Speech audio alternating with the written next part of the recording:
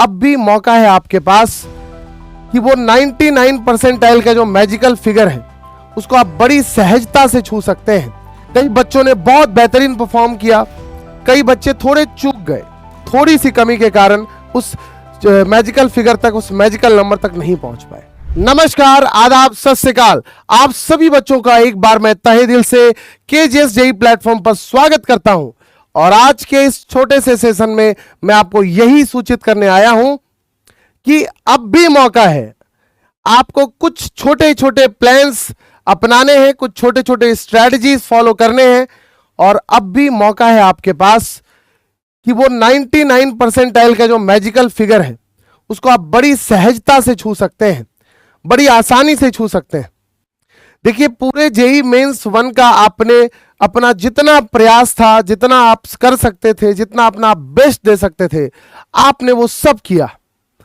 कई बच्चों ने बहुत बेहतरीन परफॉर्म किया, कई बच्चे थोड़े चूक गए। घबराने की कोई बात नहीं है। आप जंग लड़ने गए थे, आपने अपना पुरजोर प्रयास किया, कुछ हार गए, कुछ जीत गए, कुछ थोड़ी सी कमी के कारण उस मैजिकल फिगर तक, उस मैजिकल नंबर तक नहीं पहुंच पाए। लेकिन आप सभी बच्चों को मैं एक चीज कहना चाहूंगा कि जो पूरी तैयारी की जर्नी होती है, 2 साल की जर्नी होती है, यह बहुत ही अलग तरह की जर्नी होती है। आप शुरुआती दौर में पढ़ते हैं, बहुत बार रिवाइज करते हैं, फिर मेंस 1 आता है। मेंस 1 के लिए तैयारी का मोड आपका अलग हो जाता है। 1 शॉट देखते हैं आप, 1 शॉट के बाद क्वेश्चन प्रैक्टिस करते हैं, टेस्ट देते हैं। अब समय आ गया है मेंस 2 का। कुछ बच्चों के लिए आखिरी मौका होगा। जो बच्चे ड्रॉपर में होंगे उनके लिए आखिरी मौका होगा और जो बच्चे 12th में होंगे उनके लिए भी कहिए तो एक बहुत स्वर्णिम ये मौका है। एक चांस उनके पास और बचेगा।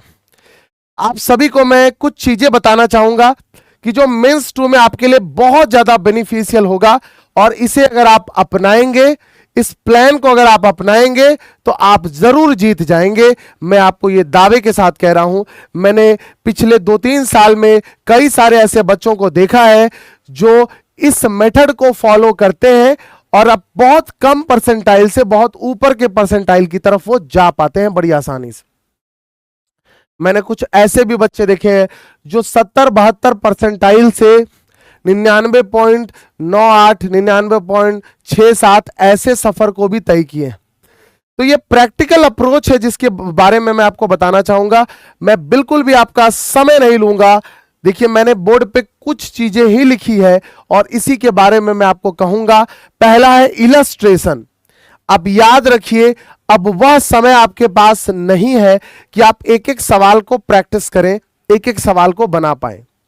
ये बात बोलना थोड़ा अजीब सा है, बट यही सत्य है कि मैं आखिरी में बच्चों को ये कहता हूं कि आपके पास समय बहुत कम है। अगर आपसे सवाल बनता है, आप पहले तो बनाइए। जितने सवाल आपसे बन जाए बन जाए, नहीं बनता है, समय कम है। पीवाईक्यूज जो पिछले 6 साल के हैं जेईई मेंस के, जिसे एनटीए कंडक्ट करा रहा है, वह बनाना आपके लिए बहुत जरूरी है क्योंकि क्वेश्चंस कहीं ना कहीं जेईई मेंस के इर्द गिर्द उसी के अराउंड घूमता है।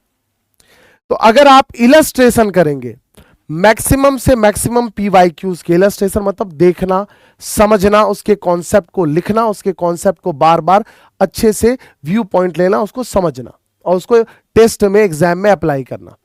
तो अगर आपसे कुछ सवाल नहीं बनता है तो सर आप इलस्ट्रेशन करना शुरू कर दीजिए।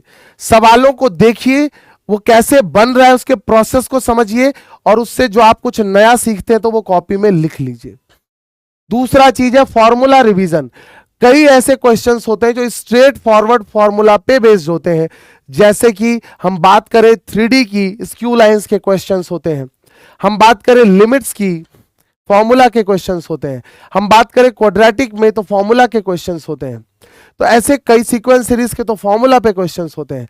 तो कई ऐसे चैप्टर्स हैं जिससे फॉर्मूला बेस्ड क्वेश्चंस आता है। तो फॉर्मूला रिवीजन, साथ में अपने शॉर्ट नोट्स का रिवीजन बहुत इंपॉर्टेंट है। आपने जो पढ़ा है उस पर विश्वास करना भी बहुत जरूरी है। और आखिरी चीज है भाई मेरे, टेस्ट एनालिसिस। टेस्ट देना और टेस्ट का एक प्रॉपर एनालिसिस करना। अपने प्रोग्रेस को आप खुद देखना शुरू कर दीजिए मेंस 2 के लिए। तो अगर आप समय की बात करें तो जुम्मा 1 महीना आपके पास समय है मेंस 2 के लिए, और इस 1 महीने के समय में मैं आपको यही सूचित करूंगा, यही बताऊंगा कि आपने जो पढ़ा है उस पर विश्वास कीजिए, नए चीजों को पढ़ना अवॉइड कीजिए इस समय पे, सबसे पहली बात। दूसरी चीज, इलस्ट्रेशन कीजिए, मैक्सिमम से मैक्सिमम क्वेश्चंस अगर आप देख जाएंगे तो एग्जाम में आप पहले उसी क्वेश्चंस को अटेम्प्ट करते हैं जो आपको फेमिलियर दिखता है, जो आप कभी ना कभी देखे हैं। नए सवालों को बच्चे मतलब अटेम्प्ट करने से हिचकिचाते हैं।